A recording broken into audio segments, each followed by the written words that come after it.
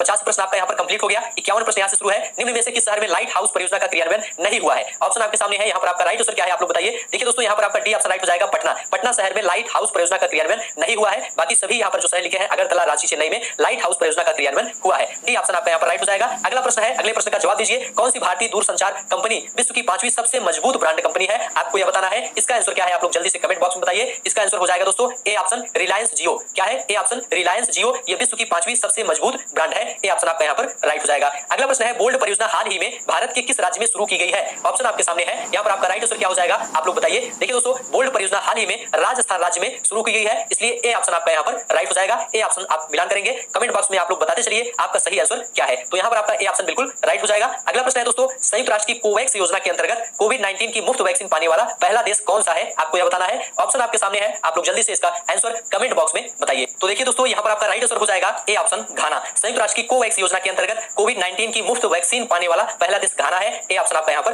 Right हो जाएगा। अगला प्रश्न देखेंगे दोस्तों, सभी प्रश्न ध्यान से देखते चलिए और सभी प्रश्नों का उत्तर बताने का प्रयास करिए और कॉपी में पहले आंसर को नोट करिए, उसके बाद जो उत्तर यहाँ पर बताया जा रहा है उससे आप लोग मिलान करिए क्या आपका उत्तर सही है या नहीं। चलिए अगला प्रश्न है, अंतरिक्ष में जाने वाली भारतीय मूल की दूसरी अमेरिकी महिला अंतरिक्ष यात्री कौन है? आपको यह बताना है। ऑप्शन आपके सामने है। यहाँ पर आपका राइट आंसर क्या है जल्दी से आप लोग कमेंट करके बताइए। यहाँ पर आपका राइट आंसर है दोस्तों शिरीष बांदला। ए ऑप्शन आपका यहाँ पर राइट हो जाएगा। अंतरिक्ष में जाने वाली भारतीय मूल की दूसरी अमेरिकी महिला अंतरिक्ष यात्री है शिरीषा बांदला। ठीक है, ए ऑप्शन आपका यहाँ पर राइट हो जाएगा। उस भारतीय पहलवान का नाम क्या है जिस पर हाल ही में डोपिंग के लिए 2 साल का प्रतिबंध लगाया गया? ऑप्शन आपके सामने है। यहाँ पर आपका राइट आंसर क्या है आप लोग जल्दी से कमेंट करके बताइए। तो यहाँ पर दोस्तों आपका राइट आंसर है बी ऑप्शन सुमित मलिक। क्या है? सुमित मलिक। बी ऑप्शन आपका यहाँ पर राइट हो जाएगा। चलिए अगला प्रश्न देखेंगे, भारत का वह कौन सा प्रथम राज्य है जहां end to end e cabinet प्रणाली लागू की गई है? ऑप्शन आपके सामने है। यहाँ पर आपका राइट आंसर क्या है? देखिए दोस्तों भारत का हिमाचल प्रदेश राज्य है जहां end to end e cabinet प्रणाली लागू की गई है। तो बी ऑप्शन दोस्तों आपका यहाँ पर बिल्कुल राइट हो जाएगा। चलिए अगला प्रश्न देखेंगे, किस भारतीय मंत्रालय द्वारा हाल ही में 2019-2020 के लिए UDISE शुरू किया गया है? ऑप्शन आपके सामने है। यहाँ पर आपका राइट आंसर क्या हो जाएगा आप लोग बताइए। देखिए दोस्तों यहाँ पर आपका राइट आंसर बी ऑप्शन हो जाएगा शिक्षा मंत्रालय। शिक्षा मंत्रालय द्वारा हाल ही में 2019-20 के लिए UDISE शुरू किया गया है। बी ऑप्शन आपका यहाँ पर राइट है। चलिए आगे बढ़ते हैं दोस्तों, अगला प्रश्न देखेंगे। 58 प्रश्न यहाँ पर आपका कंप्लीट हो गया। आप लोग देखते चलिए कैसे कैसे प्रश्न पेड एग्जाम में पूछे जाते हैं। स्मार्टफोन निर्माता वीवो ने किस क्रिकेट खिलाड़ी को अपना ब्रांड एम्बेसडर नियुक्त किया है? किस क्रिकेट खिलाड़ी को अपना ब्रांड एम्बेसडर नियुक्त किया है? देखिए दोस्तों ये करंट का प्रश्न है, उस समय का 2021 में जो प्रश्न पूछा गया था। तो यहाँ पर दोस्तों आपका ए ऑप्शन राइट हो जाएगा विराट कोहली। यहाँ पर आपका ए ऑप्शन राइट है विराट कोहली। चलिए आगे बढ़ते हैं, अगला प्रश्न है, आर्टिफिशियल इंटेलिजेंस आधारित पोर्टल भारत में किस न्यायालय के लिए शुरू किया गया है? ऑप्शन आपके सामने है। यहाँ पर आपका राइट आंसर क्या है आप लोग जल्दी से कमेंट करके बताइए। देखिए दोस्तों यहाँ पर आपका राइट आंसर हो जाएगा सर्वोच्च न्यायालय। सी ऑप्शन आपका यहाँ पर राइट है, सर्वोच्च न्यायालय। अगला प्रश्न देखेंगे, कितने भारतीय राज्य नेपाल से सीमा साझा करते हैं? कितने भारतीय राज्य नेपाल से सीमा साझा करते हैं आपको यह बताना है। तो देखिए दोस्तों झारखंड, उत्तर प्रदेश, बिहार, सिक्किम और पश्चिम बंगाल ये सभी प्रदेश दोस्तों नेपाल देश के साथ अपनी सीमा साझा करते हैं, इसलिए ए ऑप्शन आपका यहाँ पर राइट हो जाएगा। कुल 5 राज्य हैं। ए ऑप्शन दोस्तों आपका यहाँ पर बिल्कुल राइट है। अगला प्रश्न है, निम्न में से कोस्टा रिका की राजधानी कौन सी है? इसका उत्तर आना चाहिए। कोस्टा रिका की राजधानी क्या है आपको यह बताना है। तो देखिए दोस्तों यहाँ पर आपका राइट आंसर हो जाएगा सान जोस। कोस्टा रिका की राजधानी क्या है? सान जोस है। यहाँ पर दोस्तों आपका बी ऑप्शन बिल्कुल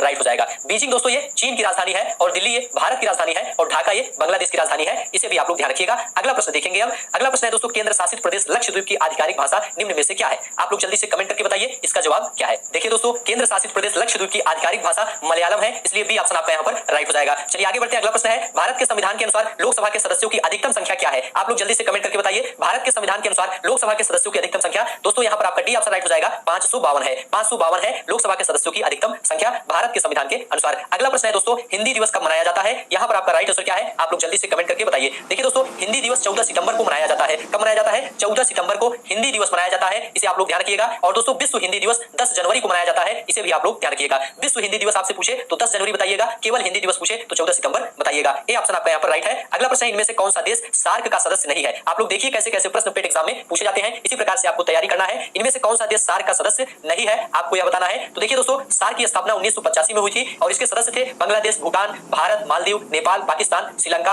एवं अफगानिस्तान, ये सभी सार्क के सदस्य हैं। यहाँ पर दोस्तों आपका डी ऑप्शन राइट है, म्यांमार ये सार्क का सदस्य नहीं है। डी ऑप्शन आपका यहाँ पर राइट हो जाएगा, म्यांमार सार्क का सदस्य बिल्कुल नहीं है। चलिए आगे बढ़ते हैं, अगला प्रश्न देखेंगे। 66 प्रश्न आपका दोस्तों यहाँ पर कंप्लीट हो गया। अगला प्रश्न आपके सामने है, निम्न में से किस स्थान पर अजंता एलोरा की गुफाएं स्थित हैं? ऑप्शन आपके सामने है। यहाँ पर आपका राइट आंसर क्या है आप लोग जल्दी से बताइए। देखिए दोस्तों यहाँ पर आपका औरंगाबाद बिल्कुल राइट है, औरंगाबाद में अजंता एलोरा की गुफाएं स्थित है। सी ऑप्शन आपका यहाँ पर राइट है। चलिए आगे बढ़ते हैं, अगला प्रश्न देखेंगे। ओणम किस भारतीय राज्य या केंद्र शासित प्रदेश का सांस्कृतिक उत्सव है? आपको यह बताना है। ऑप्शन आपके सामने है, यहाँ पर आपका राइट आंसर क्या है। देखिए दोस्तों ओणम ये केरल का सांस्कृतिक उत्सव है, इसलिए बी ऑप्शन आपका यहाँ पर राइट हो जाएगा। असम की बात करें तो असम का सांस्कृतिक उत्सव दोस्तों बिहू है और तमिलनाडु की बात करें तो तमिलनाडु का पोंगल है है। और दोस्तों कर्नाटक की बात करें तो इसका हम्पी महोत्सव है, इसे आप लोग ध्यान रखिएगा। चलिए आगे बढ़ते हैं। निम्नलिखित में से कौन सा ग्रह सूर्य के सबसे नजदीक है, आपको यह बताना है। आप लोग बताइए यहाँ पर आपका राइट आंसर क्या है। देखिए दोस्तों सूर्य से ग्रहों की दूरी का क्रम क्या है, पहले बुध, फिर शुक्र, फिर पृथ्वी, फिर मंगल, फिर बृहस्पति, फिर शनि, फिर अरुण और वरुण, ये सही क्रम है। तो यहाँ पर दोस्तों सबसे नजदीक बुध ग्रह है, इसे आप लोग ध्यान रखिएगा। सूर्य के सबसे नजदीक कौन सा ग्रह है, बुध ग्रह है। डी ऑप्शन दोस्तों आपका यहाँ पर राइट हो जाएगा। अगला प्रश्न देखेंगे, नोबेल पुरस्कार जीतने वाले प्रथम एशियाई कौन थे, नोबेल पुरस्कार जीतने वाले प्रथम एशियाई कौन थे, आपको यह बताना है। यहाँ पर आपका राइट आंसर क्या है, आप सभी लोग बताइए। देखिए दोस्तों यहाँ पर आपका राइट आंसर है C option, Rabindranath Tagore. Nobel पुरस्कार जीतने वाले प्रथम एशियाई रविन्द्रनाथ टैगोर थे, इसलिए सी ऑप्शन आपका यहाँ पर राइट हो जाएगा। चलिए आगे बढ़ते हैं, अगला प्रश्न देखेंगे। यहाँ से दोस्तों गद्यांश शुरू है, गद्यांश को ध्यानपूर्वक पढ़ना है और इस पर आधारित प्रश्नों का उत्तर देना है। तो चलिए गद्यांश को पढ़ लेते हैं। धरातल से युद्ध की विभीषिकाओं को सदा सदा के लिए समाप्त करने के लिए गांधी जी ने विश्व को अहिंसा रूपी अस्त्र प्रदान किया। ध्यान से गद्यांश को पढ़िए, उसके बाद उत्तर भी आपको ही बताना है। गांधी जी कहा करते थे कि प्रेम और अहिंसा के द्वारा विश्व के कठोर से कठोर हृदय को भी कोमल बनाया जा सकता है। उन्होंने इन सिद्धांतों का परीक्षण भी किया और वे नितांत सफल सिद्ध हुए। हिंसा से हिंसा बढ़ती है, घृणा घृणा को जन्म देती है और प्रेम से प्रेम की अभिवृद्धि होती है। अतः यह निश्चित है कि बिना प्रेम और अहिंसा के विश्व में शांति स्थापित नहीं हो सकती। शांति के अभाव में मानव जाति का विकास संभव नहीं है। प्रत्येक राष्ट्र का स्वर्णिम युग वही कहा जाता है जबकि वहां पूर्ण शांति और सुख रहा हो तथा उत्तमोत्तम रचनात्मक कार्य किए जाते हो। भौतिक दृष्टि से व्यापार और कृषि की उन्नति भी शांति काल में ही संभव होती है। अतः हम यदि विश्व का कल्याण चाहते हैं तो हमें युद्ध का बहिष्कार करना ही होगा। अहिंसा और प्रेम की भावना से विश्व में शांति स्थापित करनी होगी, तभी विश्व में सुखमय एवं शांतिमय राज्य की स्थापना संभव होगी। पहला प्रश्न आपके सामने है, आप लोग बताइए। इस गद्यांश पर आधारित पहला प्रश्न आपके सामने है, विश्व में शांति क्यों आवश्यक है, आपको यह बताना है। विश्व में शांति क्यों आवश्यक है, आपको यह बताना है। तो गद्यांश के आधार पर यहाँ पर आपका कौन सा विकल्प सही होगा, ए बी सी डी में चारों में से कौन सा सही होगा, आप लोग बताइए। तो यहाँ पर दोस्तों आपका ए ऑप्शन राइट हो जाएगा। मानव जाति के विकास के लिए विश्व में शांति क्यों आवश्यक है, मानव जाति के विकास के लिए आवश्यक है। ठीक है, 71 प्रश्न कंप्लीट हो गया। 72वां प्रश्न आपका यहाँ से शुरू होता है, विश्व शांति की स्थापना के लिए सबसे आवश्यक क्या है। ऑप्शन आपके सामने है, यहाँ पर आपका राइट आंसर क्या है। यहाँ पर आपका राइट आंसर दोस्तों बी ऑप्शन है, अहिंसा और प्रेम। विश्व शांति की स्थापना के लिए सबसे आवश्यक है अहिंसा और प्रेम। सभी प्रश्न को आपको ध्यान से देखना है और लास्ट में आपको अपना पूरा स्कोर बताना है। 100 प्रश्नों में आपका कितना सही स्कोर सही होता है। कठोर से कठोर हृदय को भी कोमल बनाया जा सकता है, किसके द्वारा कोमल बनाया जा सकता है, आपको यह बताना है। ऑप्शन आपके सामने है, तो यहाँ पर आपका सी ऑप्शन राइट हो जाएगा। गद्यांश में कहा गया था अहिंसा द्वारा कठोर से कठोर हृदय को भी कोमल बनाया जा सकता है। चलिए आगे बढ़ते हैं, अगला प्रश्न देखेंगे। किसी भी राष्ट्र के स्वर्णिम युग के प्रमुख तत्व कौन से हैं, आपको यह बताना है गद्यांश के आधार पर। तो यहाँ पर आपका राइट आंसर क्या हो जाएगा, शांति सुख और रचनात्मक कार्य। डी ऑप्शन आपका यहाँ पर राइट है, शांति सुख और रचनात्मक कार्य। चलिए आगे बढ़ते हैं दोस्तों, अगला प्रश्न देखेंगे। नितांत शब्द का उपयुक्त पर्याय क्या है, नितांत का पर्याय क्या है, आपको यह बताना है। ऑप्शन आपके सामने है, यहाँ पर दोस्तों आपका राइट आंसर बी ऑप्शन हो जाएगा, बिल्कुल। नितांत शब्द का उपयुक्त पर्याय है बिल्कुल, बी ऑप्शन दोस्तों आपका यहाँ पर राइट हो जाएगा। चलिए आगे बढ़ते हैं, अगला प्रश्न देखेंगे। यहाँ से दोस्तों फिर से गद्यांश शुरू है और गद्यांश को ध्यानपूर्वक पढ़ के प्रश्नों का उत्तर देना है। तो गद्यांश तो यहाँ पर काफी बड़ा है, तो यहाँ पर देखिए, आप लोग देख लीजिए, अगर पढ़ना है तो आप लोग इसे पढ़ लीजिए। विज्ञान आज के मानव जीवन का अविभाज्य एवं घनिष्ठ अंग बन गया है। मानव जीवन का कोई भी क्षेत्र विज्ञान के अश्रुतपूर्व आविष्कारों से अछूता नहीं रहा। इसी से आधुनिक युग विज्ञान का युग कहलाता है। आज विज्ञान ने पुरुष और नारी, साहित्यकार और राजनीतिक, उद्योगपति और कृषक, पूंजीपति और श्रमिक, चिकित्सक और सैनिक, अभियंता और शिक्षक तथा धर्मज्ञ और तत्वज्ञ सभी को और सभी क्षेत्रों में किसी न किसी रूप में अपने अप्रतिम प्रदेश से अनुग्रहित किया है। तो ये पूरा पैराग्राफ है, आप लोग ध्यान से देख लीजिए। वीडियो को पॉज करके आप इसे रोक कर पढ़ सकते हैं। ठीक है, चलिए इस पर आधारित प्रश्नों को देखते हैं। इस पर क्या प्रश्न पूछा गया है, इस गद्यांश पर आधारित पहला प्रश्न पूछा गया है, विज्ञान मानव की सबसे बड़ी शक्ति इसलिए कही गई है क्योंकि इसके बल से मनुष्य आगे आपको ऑप्शन में बताना है कौन सा ऑप्शन आपका यहाँ पर राइट है। देखिए दोस्तों यहाँ पर आपका बी ऑप्शन राइट है, प्रकृति और प्राणी जगत का सिरमौर। विज्ञान मानव की सबसे बड़ी शक्ति इसलिए कही गई है क्योंकि इसके बल से मनुष्य प्रकृति और प्राणी जगत का सिरमौर है। गद्यांश ध्यान से पढ़ेंगे तो आपको आसानी से आंसर मिल जाएगा। बी ऑप्शन आपका यहाँ पर राइट है, आंसर आप लोग मिला लीजिए। ठीक है, बी ऑप्शन आपका यहाँ पर राइट है। वैज्ञानिक चिंतन पद्धति ने मनुष्य का सबसे बड़ा उपकार यह किया है कि उसे मुक्ति मिली है। किससे मुक्ति मिली है, आप लोग गद्यांश के आधार पर बताइए। तो यहाँ पर दोस्तों आपका राइट आंसर हो जाएगा सी ऑप्शन, भ्रमपूर्ण रूढ़िवादी विचारणा से। ठीक है, सी ऑप्शन आपका यहाँ पर राइट हो जाएगा। विश्व के परिवारवत लगने का प्रमुख कारण क्या है, आपको यह बताना है। ऑप्शन आपके सामने है, आप लोग बताइए यहाँ पर आपका राइट आंसर क्या है। तो देखिए दोस्तों यहाँ पर आपका राइट आंसर ए ऑप्शन है, यातायात एवं संचार साधनों का विकास। विश्व के परिवारवत लगने का प्रमुख कारण यातायात एवं संचार साधनों का विकास है। ए ऑप्शन आपका राइट है। हस्तामलक शब्द से अभिप्रेत है, हस्तामलक शब्द से क्या अभिप्राय है, आपको यह बताना है। ऑप्शन आपके सामने है, देखिए दोस्तों हस्तामलक शब्द से अभिप्रेत है स्पष्ट और अनायास बोधगम्य। डी ऑप्शन आपका यहाँ पर राइट हो जाएगा। तो डी ऑप्शन आप लोग सही करिएगा। वैज्ञानिक चिंतन पदबंध से आशय क्या है, आपको यह बताना है। वैज्ञानिक चिंतन पदबंध से आशय क्या है, ऑप्शन आपके सामने है, यहाँ पर आपका राइट आंसर हो जाएगा स्वस्थ एवं संतुलित चिंतन। वैज्ञानिक चिंतन पदबंध से आशय क्या है, स्वस्थ एवं संतुलित चिंतन। डी ऑप्शन आपका यहाँ पर राइट हो जाएगा। चलिए आगे बढ़ते हैं, यहाँ तक दोस्तों आपका गद्यांश था। अब इसके बाद दोस्तों यहाँ पर ग्राफ दिया गया है, ग्राफ पर आधारित प्रश्न पूछे जाते हैं। ठीक है, तो ग्राफ को आपको क्या करना है, ध्यान से समझना है, उसके बाद प्रश्नों का उत्तर देना है। ग्राफ में एक परीक्षा में 7 छात्रों के इतिहास और भूगोल के अंकों का अनुपात दर्शाया गया है। तो अनुपात यहाँ पर आप देख लीजिए, यहाँ पर इतिहास और भूगोल का अनुपात दर्शाया गया है। तो यहाँ पर देखिए दोस्तों, यहाँ पर कुल 7 छात्र हैं। ठीक है, और इनका अनुपात यहाँ पर इतिहास का दिया गया है। भूगोल का इनको कैसे निकालेंगे आप लोग, तो इसमें आपको पहले प्रश्न देखना पड़ेगा क्या पूछा गया है। पूछा गया है कितने छात्रों ने भूगोल की अपेक्षा इतिहास में ज्यादा अंक अर्जित किए हैं। कितने छात्रों ने भूगोल की अपेक्षा इतिहास में ज्यादा अंक अर्जित किए हैं। तो यहाँ पर दोस्तों आप लोग देखेंगे, ये जो आपको यहाँ पर डायग्राम बना हुआ है, यहाँ पर 0.65 जो लिखा है, 0.85 जो लिखा है, ये इतिहास का मान है। भूगोल का मान निकालेंगे क्या करेंगे, इसमें आप 100 का भाग करेंगे, जैसे 0.65 है, इसको भिन्न में बनाएंगे, हम भिन्न में बनाएंगे तो 65/100 हो जाएगा। जितने अंक पर दशमलव रहेगा उतने नीचे जीरो बढ़ जाएगा, तो 65/100 हो जाएगा। ठीक है, 0.85 है तो ये 85/100 हो जाएगा, और ये 0.35 35/100 हो जाएगा। ठीक है, तब इतिहास और भूगोल का अनुपात आसानी से आपका निकल जाएगा। ठीक है, 125/100 हो जाएगा, और यहाँ 1.4 ये 14/10 हो जाएगा, क्योंकि एक ही अंक पर दशमलव है, और ये 0.95 जो है ये 55/100 हो जाएगा, और 1.155 जो है ये 155/100 हो जाएगा। तब ये इतिहास और भूगोल का अनुपात आसानी से निकल पाएगा। इसमें आपको क्या बताना था, इसमें बताना था दोस्तों कितने छात्रों ने भूगोल की अपेक्षा इतिहास में ज्यादा अंक अर्जित किए हैं। तो यहाँ पर आप देखेंगे दोस्तों 125, और यहाँ पर जो लिखा है 1.4, मतलब 1.25, 1.4 और 1.55, ये जो है ये इतिहास वाले मान है, मतलब इतिहास का ये मान है, और ये ज्यादा है 100 से ज्यादा। जब इसका मान आप निकालेंगे 125/100 करेंगे तो ये इतिहास ज्यादा होगा और भूगोल कम होगा। ऐसे ही 14/10 रहेगा तो इतिहास ज्यादा रहेगा, भूगोल कम रहेगा। 155/100 रहेगा, इतिहास ज्यादा रहेगा, भूगोल कम रहेगा। तो इस प्रकार से केवल 3 छात्र, यहाँ पर आप देखेंगे कितने छात्रों ने भूगोल की अपेक्षा इतिहास में ज्यादा अंक अर्जित किए, तो केवल 3 छात्रों ने ज्यादा अंक अर्जित किए। बी ऑप्शन आपका यहाँ पर राइट हो जाएगा। तो डायग्राम को आपको ध्यान से समझना है, और कॉपी में आप लोग लिखेंगे तो बहुत अच्छे से आपको समझ में आ जाएगा। आपको यहाँ पर हिंट दे दिया गया है कैसे आपको आंसर निकालना है। चलिए अगला प्रश्न क्या पूछा है, निम्न में से किन छात्रों को भूगोल की अपेक्षा इतिहास में कम अंक मिले हैं। तो यहाँ पर आप देखिए, यहाँ पर दोस्तों भूगोल की अपेक्षा इतिहास में कितने छात्रों को कम अंक मिला है आपको यह बताना है। तो यहाँ पर देखेंगे पहला छात्र जो है, पहले छात्र को यहाँ पर भूगोल से कम अंक दिया गया है इतिहास में, क्योंकि 65 जो है मतलब 0.65 जो है, इसको जब भिन्न में बनाएंगे तो 65/100 हो जाएगा। 65/100 का मतलब 100 का मतलब भूगोल का मान हो गया, 65 का मतलब इतिहास का मान हो गया। ठीक है, तो इतिहास ये जो है भूगोल की अपेक्षा कम है, पहले छात्र का कम है। ऐसे ही 0.85 दूसरे छात्र का देखेंगे, इसका भी कम है। ऐसे तीसरे छात्र का देखेंगे 0.35, इसका भी कम है, और ऐसे ही छठे छात्र का जो देखेंगे 0.95 है, ये भी 100 से कम ही है। ठीक है, तो ये चारों छात्र जो है ये भूगोल की अपेक्षा इतिहास में कम अंक अर्जित किए हैं। बाकी सभी यहाँ पर जो बचे हैं ये सभी ये भूगोल की अपेक्षा इतिहास में ज्यादा अंक अर्जित किए हैं, और यहाँ पर नीचे जो छात्र हैं 1 2 3 6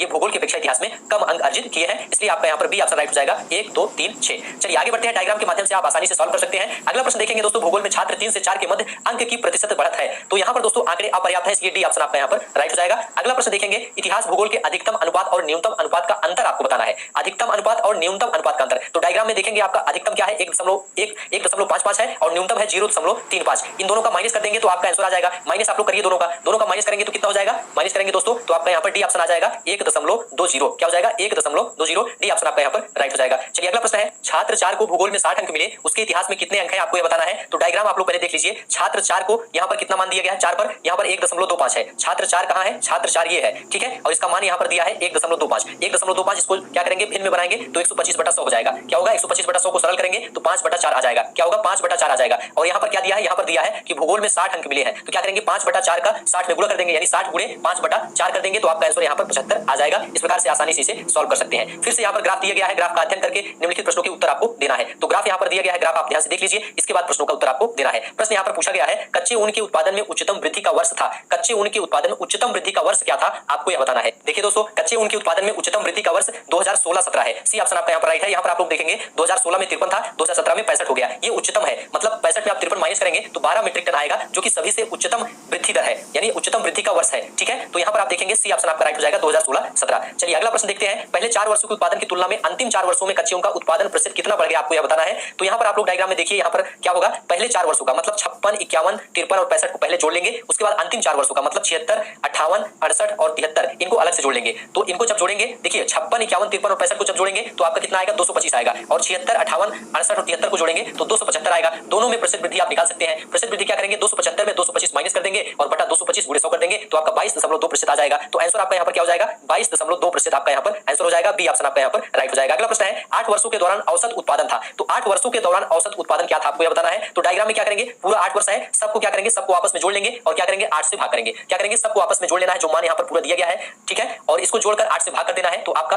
62.5 मीट्रिक टन आपका आंसर हो जाएगा। यहाँ पर क्या हो जाएगा, 62.5 मीट्रिक टन। बी ऑप्शन आपका यहाँ पर राइट हो जाएगा। ठीक है, चलिए अगला प्रश्न है, उत्पादन में पिछले वर्ष की तुलना में अधिकतम प्रतिशत घटत किस वर्ष रही आपको यह बताना है। तो डायग्राम आप लोग ध्यान से देखेंगे तो आंसर आपका आ जाएगा। यहाँ पर देखिए दोस्तों 2018 2019 वाला आप चेक करिए।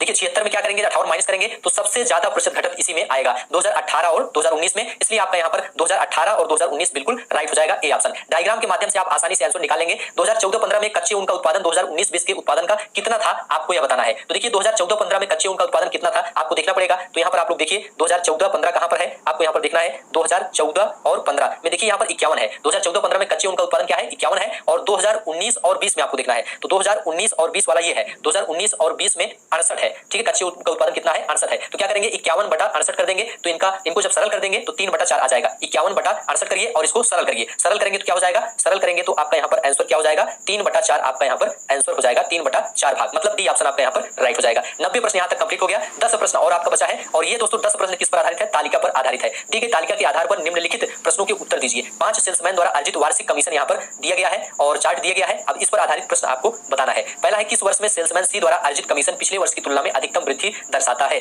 यहाँ पर आप लोग सेल्समैन सी को देखिए, ये देखिए 26,200 से 27,800 हो रहा है। ये दोस्तों अधिकतम वृद्धि दर्शा रहा है, मतलब पिछले वर्ष की तुलना में अधिकतम वृद्धि दर्शा रहा है। 26,200 था, 2016 में पहुंचकर 27,800 हो गया। ये अधिकतम वृद्धि दर्शा रहा है, इसलिए 2016 आपका बिल्कुल यहाँ पर राइट हो जाएगा। तो ए ऑप्शन आपका यहाँ पर राइट है, 2016। चलिए अगला प्रश्न देखते हैं। अगला प्रश्न है दोस्तों, 2018 में बी का कमीशन पांचों सेल्समैनों के उसी वर्ष के कुल कमीशन का लगभग कितना प्रतिशत था? तो चलिए इसे डायग्राम में समझते हैं। आपको देखना है 2018 में बी का कमीशन कितना है। तो 2018 में आप देखेंगे 2018 में बी का कमीशन 28,000 है। आपको क्या करना है, अब बी को छोड़कर बाकी जो बचे सेल्समैन है 2018 में जो इनका कमीशन है, इनको आपस में क्या करना है? जोड़ देना है। इनको आपस में जोड़ देना है। उसके बाद क्या करेंगे, आपको प्रतिशत निकालना। क्या करेंगे, 28,000 बटा करके इन सब का योग कर देंगे। जो अन्य सेल्समैन है बी वाले को ऊपर रख देंगे, बाकी अन्य सेल्समैन को नीचे जोड़कर लिख देंगे और गुणा 100 कर देंगे। तो आपका यहाँ पर आंसर आ जाएगा। कितना आंसर आएगा यहाँ पर दोस्तों? आपका ए ऑप्शन राइट हो जाएगा, 19.05 आपका यहाँ पर आंसर हो जाएगा। ठीक है, यहाँ पर दोस्तों आपका ए ऑप्शन बिल्कुल राइट हो जाएगा। कितना? 19.05%। चलिए आगे बढ़ते हैं। अगला प्रश्न देखेंगे, किस सेल्समैन का 2018 में कमीशन 2015 की तुलना में उच्चतम वृद्धि दर्शाता है? यहाँ पर 4 सेल्समैन दिए गए हैं, ए बी सी डी। इन चारों में देखना है 2015 की तुलना में 2018 में कितना उच्चतम वृद्धि दर्शा रहे हैं। ठीक है, तो यहाँ पर आप लोग देखिए डायग्राम से यहाँ पर समझ में आएगा। यहाँ पर 2015 से 2018 में आपको देखना है, 2015 और 2018 वाला आपको देखना है। तो पहले ए वाला आप देखेंगे 27,350 था 2015 में और 2018 में कितना हो गया? 29,800 हो गया। कितना इसमें वृद्धि हुई आपको यह निकालना है। ठीक है, ऐसे ही बी का आपको देखना है 26,850 था 2015 में, 2018 में 28,000 हो गया। इसमें कितनी वृद्धि हुई आपको देखना है। ऐसे सी का देखना है 26,200 था 2015 में, 2018 में 29,400 हो गया। ऐसे ही डी का आपको देखना 27,850 था 2015 में और 2018 में 30,060 हो गया। तो इसमें देखेंगे सबसे ज्यादा वृद्धि किसमें हो रहा है? तो सी वाले में आप देखेंगे सबसे ज्यादा वृद्धि हो रहा है। ये 26,200 से 29,100 पहुंच रहा है 2018 में, इसलिए सी वाला जो है ये अधिकतम वृद्धि दर्शा रहा है। इसलिए आपका यहाँ पर सी वाला सेल्समैन बिल्कुल राइट हो जाएगा। तो यहाँ पर आपका डी ऑप्शन बिल्कुल राइट है, सी सेल्समैन जो है ये उच्चतम वृद्धि दर्शा रहा है। चलिए आगे बढ़ते हैं। अगला प्रश्न देखेंगे, निम्न में से किस वर्ष में किसी भी सेल्समैन द्वारा अर्जित उच्चतम और न्यूनतम कमीशन का अंतर अधिकतम है? यहाँ पर 4 वर्ष दिए गया है, 2017, 2018, 2019, 2020। इन चारों वर्षों में आपको देखना है जो उच्चतम और न्यूनतम कमीशन का अंतर है वह अधिकतम किस वर्ष में है, यही आपको बताना है। तो चलिए यहाँ पर देखते हैं, यहाँ पर जो चार्ट दिया गया है इसमें देखते हैं, यहाँ से क्लियर हो जाएगा। 2017, 2018, 2019, 2020 में आपको सबसे उच्चतम और न्यूनतम कमीशन का अंतर निकालना है और देखना है किसमें सबसे ज्यादा अंतर आ रहा है। तो जैसे 2017 में देखेंगे सबसे अधिकतम क्या है? 29,800 है। सबसे अधिकतम 29,800 में सबसे न्यूनतम 25,200 को माइनस करेंगे, जितना आएगा उसे कॉपी में लिखेंगे। ऐसे ही 2018 का आप देखेंगे सबसे उच्चतम मान क्या है? 30,060 है। इसमें सबसे न्यूनतम 28,000 को माइनस करेंगे और देखेंगे इसका अंतर कितना आ रहा है, कॉपी में नोट करेंगे। ऐसे ही 2019 का देखेंगे सबसे उच्चतम 29,800 है। इसमें आप क्या करेंगे? 24,600 जो सबसे न्यूनतम है इसको माइनस करके देखेंगे और कॉपी में नोट करेंगे कितना अंतर इसका आ रहा है। ऐसे ही 2020 का आपको करना है, सबसे उच्चतम 32,000 है। इसमें आपको सबसे न्यूनतम 27,000 को माइनस करके देखना है, इसका अंतर कितना आ रहा है। तो इस प्रकार से जब माइनस करके देखेंगे कॉपी में तो 2019 वर्ष वाला जो है इसमें सबसे अधिकतम अंतर आएगा। इसमें सबसे अधिकतम अंतर आएगा जब आप 29,800 में 24,600 को माइनस करेंगे तो जो अंतर आएगा वह इन चारों वर्षों में सबसे अधिकतम होगा। इसलिए 2019 आपका यहाँ पर बिल्कुल राइट है। ठीक है, तो वर्ष 2019 यहाँ पर आपका बिल्कुल राइट है, सी ऑप्शन आपका यहाँ पर राइट हो जाएगा। चलिए आगे बढ़ते हैं। अगला प्रश्न देखेंगे, वर्ष 2019 में सेल्समैन डी द्वारा अर्जित कमीशन ए द्वारा अर्जित कमीशन का लगभग कितना प्रतिशत है, यही आपको बताना है। तो वर्ष 2019 वाला आपको ए और डी वाला देखना है। तो वर्ष 2019 में आप देखेंगे वर्ष 2019 ये है, इसमें आप डी वाला देखेंगे इसका जो कमीशन है ये 29,800 है 2019 में, और ए वाला देखेंगे 2019 में इसका कमीशन 24,600 है। तो इसमें आपको निकालना है डी द्वारा अर्जित कमीशन ए द्वारा अर्जित कमीशन का लगभग कितना प्रतिशत है। जब प्रतिशत आप निकालेंगे तो लगभग ये 121.1% के आसपास आएगा, और जो कि यहाँ पर विकल्प में नहीं दिया गया है, इसलिए आपका इसमें क्या सही हो जाएगा, इसमें आपका डी ऑप्शन सही हो जाएगा। इनमें से कोई नहीं, इनमें से कोई नहीं, यहाँ पर आपका डी ऑप्शन बिल्कुल राइट हो जाएगा। ठीक है, चलिए आगे बढ़ते हैं। अगला प्रश्न देखेंगे, यहाँ से फिर से तालिका दिया गया है, तालिका को ध्यानपूर्वक देखना है, समझना है। उसके बाद जो प्रश्न दिया गया है उस प्रश्न का उत्तर आपको बताना है। यहाँ पर आप लोग देखिए क्या दिया गया है, विभिन्न महीनों में 4 शेयर ब्रोकर में खुले खातों की संख्या सैकड़ों में यहाँ पर दी गई है। महीने यहाँ पर है मई, जून, जुलाई, अगस्त, सितंबर। ठीक है, और 4 ब्रोकर है एंजल, शेरखान, जेरोदा, ट्रेडबुल। चलिए इससे संबंधित प्रश्न क्या पूछा है इसे देख लेते हैं। इसमें प्रश्न पूछा है, निम्नलिखित में से किस महीने में खुले खातों की संख्या की औसत महत्तम है, जून में या सितंबर में या अगस्त में या मई में। आपको यहाँ पर सभी का औसत आपको निकालना है चारों महीनों का। तो कैसे निकालेंगे चारों महीनों का, यहाँ पर आप देखिए 4 महीने यहाँ पर दिए गए हैं, 4 महीने आपको दिए गए। जैसे कि पहले मई का आपको निकालना है,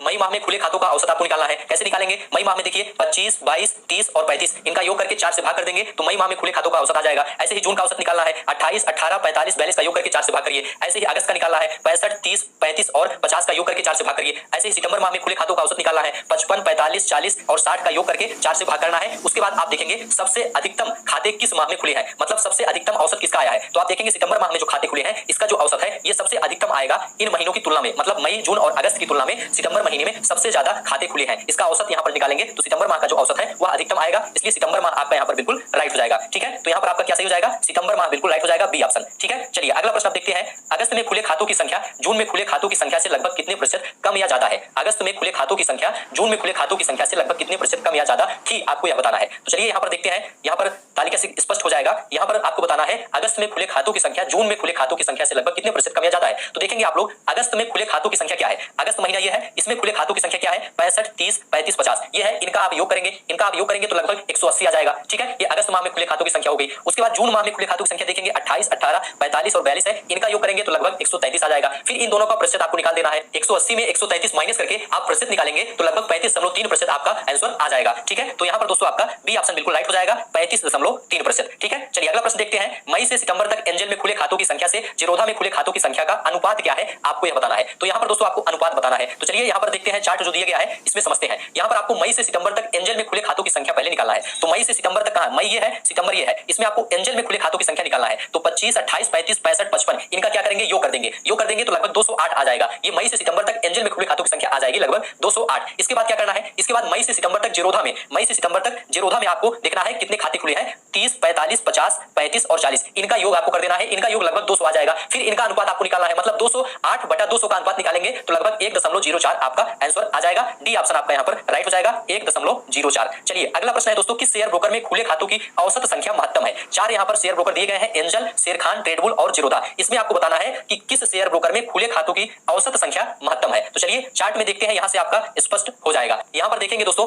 एंजल, शेरखान, जीरोधा, ट्रेडबुल इन चारों शेयर ब्रोकरों का क्या निकालना है, औसत निकालना है मई से लेकर सितंबर तक। जब आप औसत निकालेंगे तो ट्रेडबुल शेयर ब्रोकर का जो औसत है वह सबसे अधिक आएगा। कैसे निकालेंगे, आप 35, 42, 45, 50, 60 इनका योग कर देंगे और इसमें 5 से भाग कर देंगे तो जो औसत आएगा वह सबसे अधिक होगा एंजल, शेरखान, जीरोधा की अपेक्षा। ठीक है, तो ट्रेडबुल शेयर ब्रोकर जो है इसमें सबसे ज्यादा खुले खातों की औसत संख्या है। ठीक है, तो यहां पर आपका ट्रेडबुल बिल्कुल राइट हो जाएगा, यहां पर सी ऑप्शन बिल्कुल राइट हो जाएगा। लास्ट प्रश्न आपके सामने है, ट्रेडबुल में खुले खातों की संख्या का जो औसत है वह शेरखान में खुले खातों की संख्या की औसत का लगभग कितना प्रतिशत कम या ज्यादा था, यही आपको बताना है। तो चलिए यहाँ पर चार्ट में देखिए, यहाँ पर देखिए दोस्तों, पहले ट्रेडबुल में खुले खातों का औसत आपको निकालना है। ट्रेडबुल ये है, इसका औसत निकालेंगे तो 35, 42, 45, 50, 60 का योग करेंगे और इसमें 5 से भाग करेंगे तो लगभग 46.4 आपका आएगा। कॉपी में आप लोग इसे करके देखिए। ऐसे ही शेरखान का आप औसत निकालेंगे तो 22, 18, 32, 30, 45 का योग करके 5 से भाग करेंगे तो लगभग आपका 29.4 आएगा। और इसमें आपको क्या निकालना है, इसके बाद प्रतिशत कमी निकालना है। ठीक है, क्योंकि ट्रेडबुल में खातों की संख्या क्या है, जो औसत है वो अधिक है और शेरखान में उससे कम है, तो प्रतिशत कमी आप आसानी से निकाल लेंगे। आपका आंसर यहाँ पर 57.82% लगभग आ जाएगा। कितना आएगा, 57.82%। ये ऑप्शन आपका यहाँ पर राइट हो जाएगा। तो इस प्रकार से दोस्तों 100 प्रश्न आपका यहाँ पर कंप्लीट हो गया। यदि आप लोग 1 से 100 प्रश्न पूरा यहाँ पर देखे हैं तो आप लोग कमेंट बॉक्स में जाइए और अपना सही जो स्कोर है 100 प्रश्नों में आपका कितना स्कोर सही हुआ है आप लोग कमेंट में जरूर लिखकर बताइए। ठीक है, वीडियो अच्छा लगा है तो चैनल को सब्सक्राइब करिए, दोस्तों में शेयर करिए। अभी के लिए दोस्तों बस इतना ही, हम आपको नेक्स्ट वीडियो मिलेंगे किसी नए टॉपिक के साथ। तब तक के लिए आप सभी का बहुत बहुत धन्यवाद।